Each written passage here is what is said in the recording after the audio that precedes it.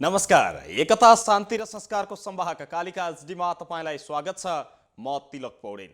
कालिका समाचार सुरु गरौं प्रमुख समाचारका शीर्षकहरूबाट। समाचारको साथमा नेपालको अति लोकप्रिय motorcycle Hero Super Splendor. LIC Nepal, जीवन रहँदा पनि जीवन पश्चात पनि। नयाँ जमानाको Glow and Lovely Lifebuoy virus fighter. यसले भाइरससँग लड्छ र तपाईलाई सुरक्षा गर्छ। संसारकै नम्बर 1 सेलिङ जम्प प्रोटेक्सन सोप ब्रान्ड।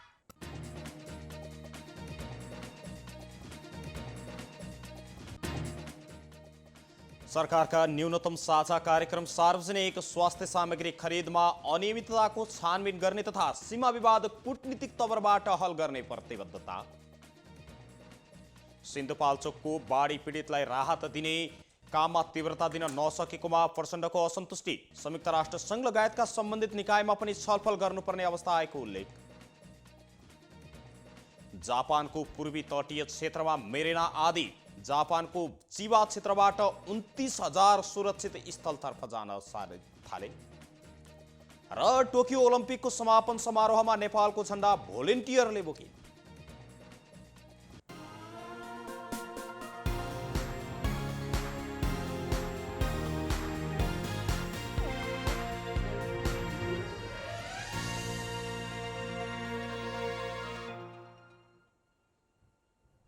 कालिका समाचार सुरु गरौं राष्ट्रिय समाचारबाट। पूर्ववर्ती केपी शर्मा ओली नेतृत्वको सरकारले स्वास्थ्य सामग्री खरिदमा गरिएको अनियमितता छानबिन गर्ने प्रतिबद्धताका साथमा सरकारले न्यूनतम साझा कार्यक्रमहरू सार्वजनिक गरेको छ। प्रधानमन्त्री तथा मन्त्री परिषदको कार्यालय सिंहदरबारमा आज आयोजित एक कार्यक्रममा प्रधानमन्त्री सहितका सत्ता गठबन्धनका शीर्ष नेताहरूले सार्वजनिक गरेको सरकारको न्यूनतम साझा कार्यक्रममा यसअघि सार्वजनिक भएका स्थानीय तहहरूलाई प्रदेश मातहत लैजाने भन्ने कार्यक्रम पनि सच्याइएको छ। न्यूनतम साझा कार्यक्रम सार्वजनिक गर्दै कार्यदलका संयोजक नेपाली कांग्रेसका महामन्त्री पूर्णबहादुर खड्काले स्वास्थ्य सामग्री खरिदमा भएको अनियमितताको छानबिन गर्ने र दोषी देखिएका व्यक्ति तथा संस्थालाई कारबाही गर्ने बताउनुभयो। प्रधानमन्त्री एवं नेपाली कांग्रेसका सभापति शेरबहादुर देउवा, नेकपा माओवादी केन्द्रका अध्यक्ष पुष्पकमल दाहाल प्रचण्ड, जसपा अध्यक्षद्वय बाबुराम भट्टराई र उपेन्द्र यादव तथा राष्ट्रिय जनमोर्चाका अध्यक्ष चित्रबहादुर केसीद्वारा सार्वजनिक गरिएको न्यूनतम साझा कार्यक्रममा चैतसम्ममा सबै नेपालीहरूलाई निःशुल्क कोरोना खोप दिलाउने प्रण पनि गरिएको छ। यसअघि सूचना चुहिएको स्थानीय तहलाई प्रदेश सरकार मातहत राख्ने प्रस्ताव हटाउँदै सरकारले प्रदेश र स्थानीय तहलाई संविधान अनुरूप अधिकार सम्पन्न बनाउँदै लैजाने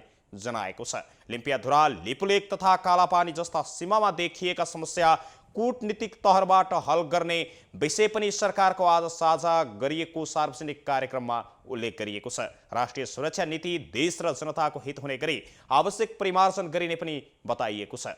नेपालसँगै कोरोना खोप उत्पादनका लागि पहल गर्ने पनि बताइएको छ। शान्ति प्रक्रिया टुङ्गोमा पुर्याउनेदेखि लाल आयोग प्रतिवेदन सार्वजनिक गर्ने कार्यक्रम पनि समावेश भएका छन्।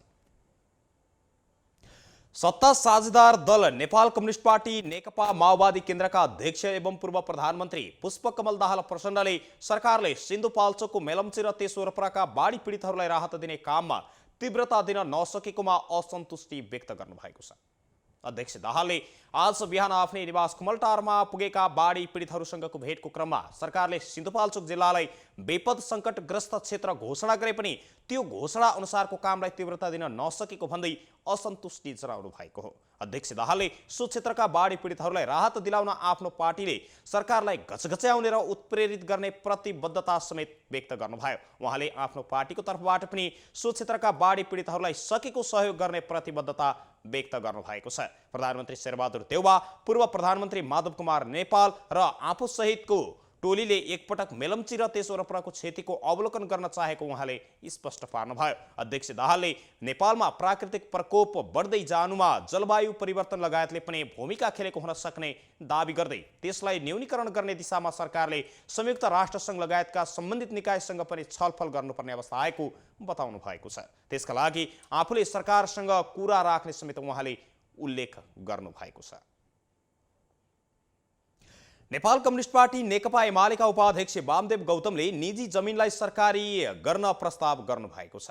राष्ट्रिय सभाको आज बसेको बैठकमा बोल्दै गौतमले निजी स्वामित्वको जमिन हुँदासम्म सुकुम्बासी र भूमि सम्बन्धी समस्या समाधान नहुने उल्लेख गर्नुभयो। भूमि सम्बन्धी समस्या समाधान गर्न सबै निजी जमिन सरकारी स्वामित्वमा ल्याउनु पर्ने समेत उहाँको प्रस्ताव छ। नेपालमा कुल 26 लाख हेक्टर जमिन भएको र 20 लाख सुकुम्बासी भएको उहाँको भनाइ छ। गौतमले जमिन बाँडेर यो समस्या समाधान नहुने दावी गर्नुभयो। भूमि आयोगले विघटन गर्दा आन्दोलनको कुरा चालेको र फेरि गठन गर्ने कुरा उठेको भन्दै गौतमले त्यसबाट समस्या नै समाधान नहुने जिकिर गर्नुभयो। यस्तै राष्ट्रिय सभाका सदस्य डाक्टर खिमलाल देवकोटाले पनि सरकारी कार्यालयका हरेक गतिविधि बाहिर देख्न सक्ने गरी सीसी क्यामेरा जडान गर्नुपर्नेमा जोड दिनु भएको छ। उहाँले संघीयदेखि स्थानीय तहसम्म हरेक सरकारी निकायबाट हुने काम कारबाही र गतिविधि जनताले थाहा पाउने गरी सीसी क्यामेरा राख्न सरकारलाई सुझाव दिनुभएको हो। शासन सत्ता फेरिए पनि जनताले अपेक्षा गरे अनुसारका सेवा प्रवाह फेरिन नसकेको बताउँदै उहाँले पारदर्शी र जवाबदेहितामा पनि त्यत्तिकै आवश्यकता रहेको उल्लेख गर्नुभएको छ। राष्ट्रिय सभाका सांसद नन्द चपाईले पनि सुर्खेतमा प्रसूति गृह अस्पतालको तत्काल व्यवस्थापन गर्न आग्रह गर्नुभएको छ। उहाँले अकालमा दुर्गम क्षेत्रका धेरै गर्भवतीले ज्यान गुमाउनु परेको उल्लेख गर्दै सुर्खेतमा तत्काल प्रसूति गृह अस्पतालको निर्माण गर्नका लागि सरकारको ध्यान आकर्षण गराउनु भएको हो। सांसद चपाईले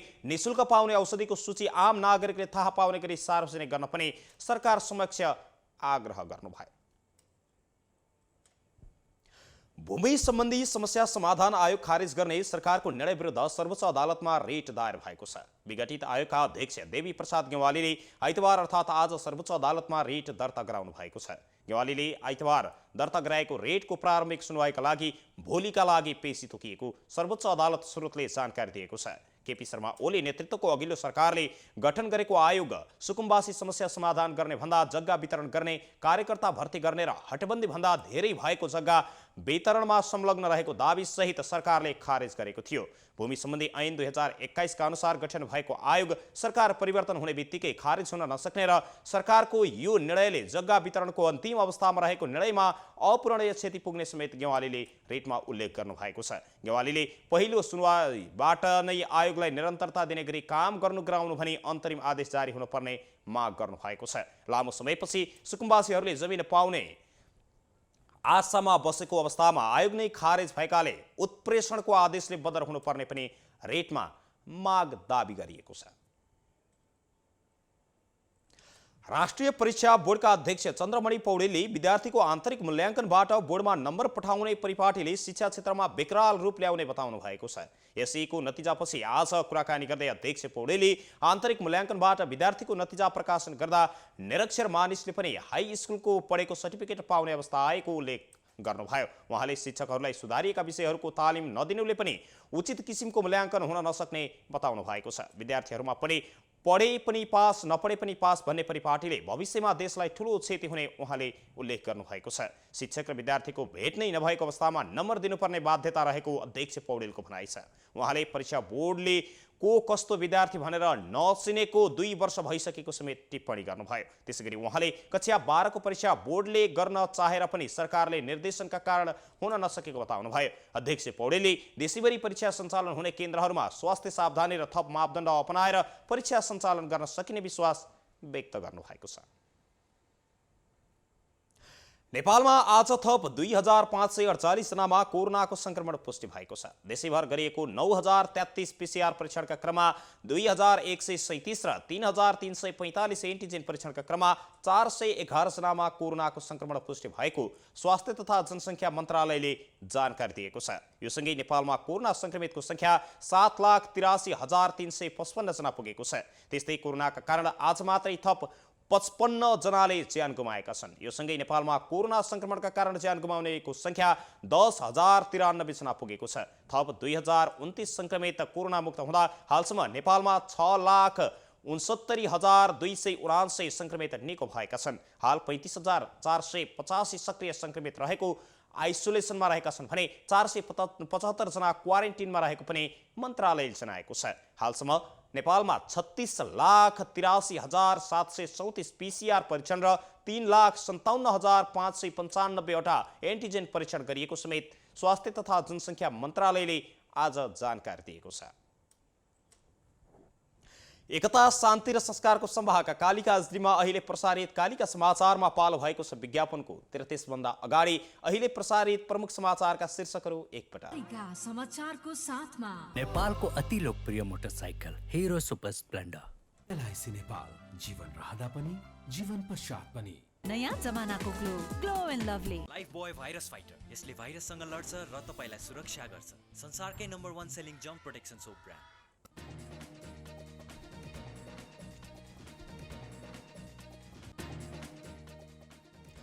सरकारका न्यूनतम साझा कार्यक्रमहरू सार्वजनिक, स्वास्थ्य सामग्री खरिदमा अनियमितताको छानबिन गर्ने र सीमा विवाद कूटनीतिक तवरबाटै हल गर्ने प्रतिबद्धता। सिन्धुपाल्चोकका बाढी पीडितहरूलाई राहत दिने काममा तीव्रता दिन नसकेकोमा अध्यक्ष प्रचण्डको असन्तुष्टि। संयुक्त राष्ट्रसङ्घ लगायतकासँग जलवायु परिवर्तन सम्बन्धी छलफल गर्नुपर्ने अवस्था आएको उल्लेख। जापानको पूर्वी तटीय क्षेत्रमा मेरिना आदि जापानको चिबा क्षेत्रबाट मात्रै 29,000 सुरक्षित स्थलतर्फ सारिए।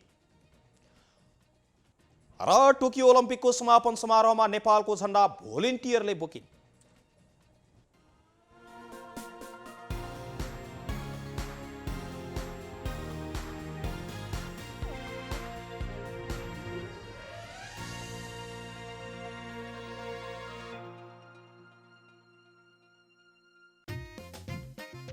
श्रावणको मिति चौचौ हरियो प्रीति भोग लाग्दा याद आउने सबलाई हरियो प्रीति। यो श्रावण महिना शुद्ध शाकाहारी हरियो प्रीति तयारी चौचौको 1 कार्टुनको साथमा पाउनुहोस् 4वटा मास। श्रावणमा हरियो प्रीति खाऊ। मेरो हिरो सुपर स्प्लेन्डर। मेरो हिरो कति प्यारो, अरू पनि होला राम्रो, तर पनि मेरै हिरो प्यारो। पहाडेर ओहो तर कति सुन्दर हाम्रो, बाधा भने कति हो, त्यसैले हिरो सुपर स्प्लेन्डर नै प्यारो। घाम लागे हुन्छ धुलो, पानी परे हिलो मैलो, त्यसैले त हिरो सुपर स्प्लेन्डर नै प्यारो।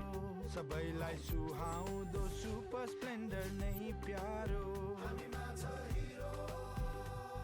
नेपालको अति लोकप्रिय मोटरसाइकल हिरो सुपर स्प्लेन्डर।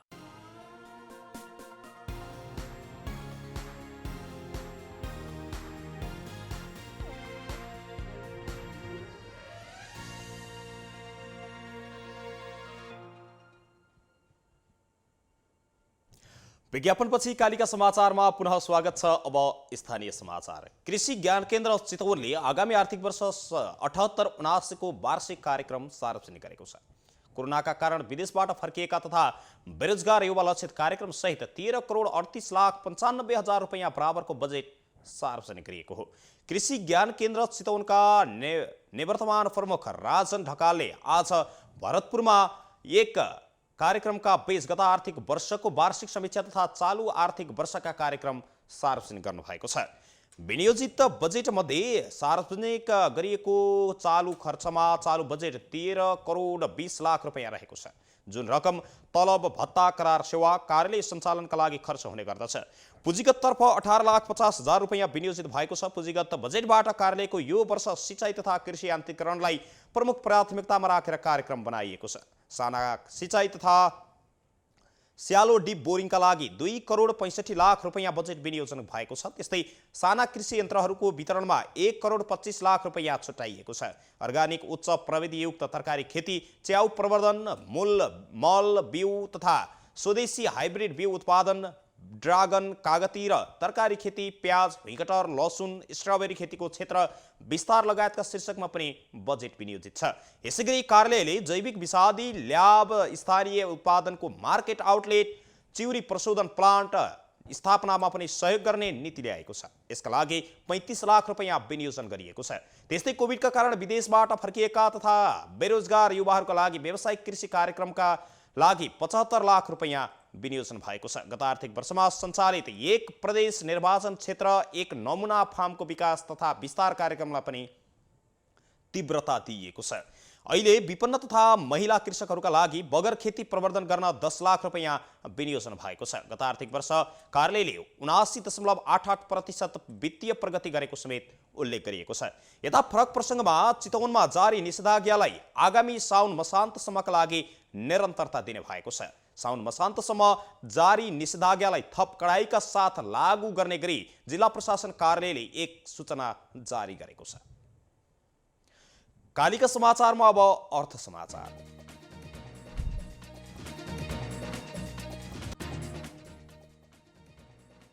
नेपालले आर्थिक वर्ष 2077-78 मा मात्रै विभिन्न 15 मुलुकबाट 1 अर्ब 65 करोड मूल्य बराबरको डाइपर आयात गरेको छ। विशेष गरी नवजात शिशु शल्यक्रिया गरेका बिरामी, ज्येष्ठ नागरिक तथा लामो यात्रा गर्नेहरूले मलमूत्र अन्यत्र नजाओस् भन्नका लागि डाइपरको प्रयोग गर्ने गर्दछन्। भन्सार विभागका अनुसार प्रकाशन गरेको एक आर्थिक वर्षको प्रतिवेदनमा करिब 10 करोड 55 लाख थान डाइपर आयात भएको उल्लेख छ। सोही आर्थिक वर्षकै अवधिमा नेपालले सबैभन्दा धेरै भारतबाट मात्रै 1 अर्ब 50 करोड अर्थात् करिब 10 करोड थान डाइपर आयात गरेको थियो। यसपछि भियतनामबाट 50 लाखका 5 लाख 20 हजार थान तथा पाकिस्तानबाट 31 लाखका करिब 15 हजार थान आयात भएको प्रतिवेदनमा उल्लेख छ। नेपालले अन्य Malaysia, Thailand, United state UAE, United अरब emirates, Turkey, Thailand, Hong Kong, Singapore र डेनमार्कबाट पनि डाइपर आयात गर्ने गर्दछ। कालिका समाचारमा अब अन्तर्राष्ट्रिय समाचार। जापानको पूर्वी तट नजिकै आइरहेको मेरिना आँधीका कारण टोकियो नजिकैको चिबाबाट हजारौं मानिसहरूलाई सुरक्षित स्थानमा जान आग्रह गरिएको छ। चिबाको सामुद्रिक क्षेत्रबाट झन्डै 29,000 मानिसहरूलाई सुरक्षित स्थलतर्फ जान आग्रह गरिएको जापानको राष्ट्रिय सञ्चार माध्यमले जानकारी दिएका छन्। जापानको मौसम विभागका अनुसार उद्धृत गर्दै NHK प्रसारकले दिएको जानकारी अनुसार आज सुरुमा उष्णकटिबन्धीय आँधी प्रान्तको दक्षिण पूर्वी भागमा सक्रिय छ भने सो क्रमशः लगभग 25 किलोमिटर प्रति घण्टाका दरले उत्तर पूर्वमा सर्नेछ।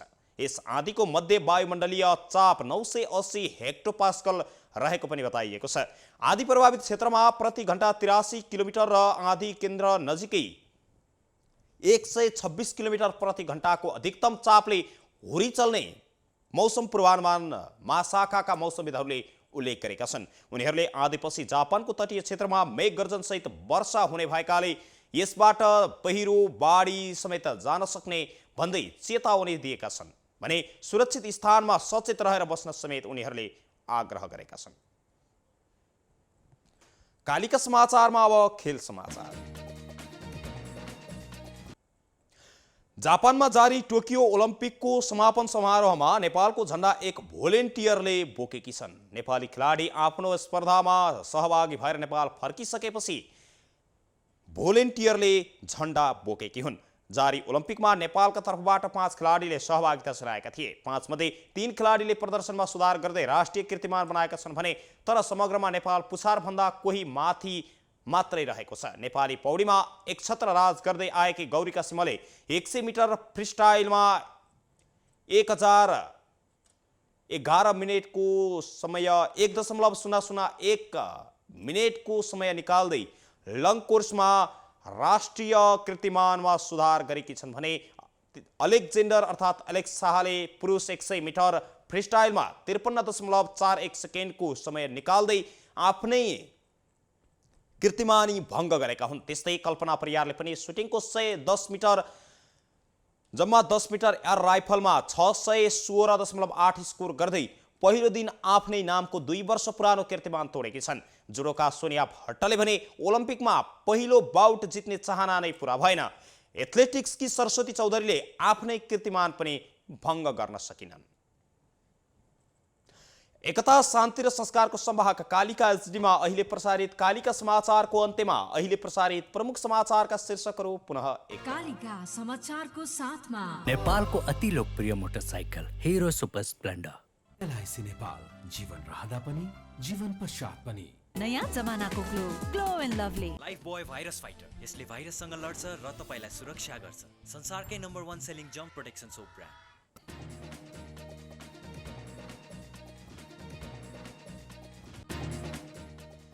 सरकारका न्यूनतम साझा कार्यक्रम आज सार्वजनिक। स्वास्थ्य सामग्री खरिद अनियमिततामा छानबिन गर्ने तथा सीमा विवाद कूटनीतिक तवरबाट हल गर्ने प्रतिबद्धता। सिन्धुपाल्चोकका बाढी पीडितलाई राहत दिने काममा तीव्रता दिन नसकेकोमा प्रचण्डको असन्तुष्टि।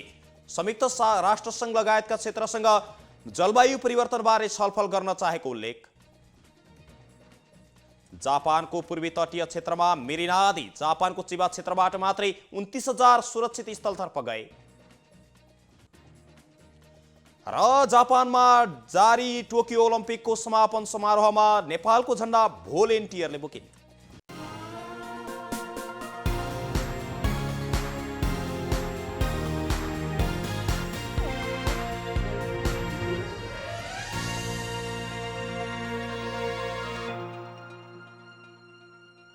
यो सँगै एकता शान्ति र संस्कारको संवाहक कालिका एचडीमा अहिले प्रसारित कालिका समाचार अहिलेका लागि यति नै। हेर्दै गर्नुहोला कालिका एचडी। म तिलक पौडेल बिदा हुन्छु। नमस्कार।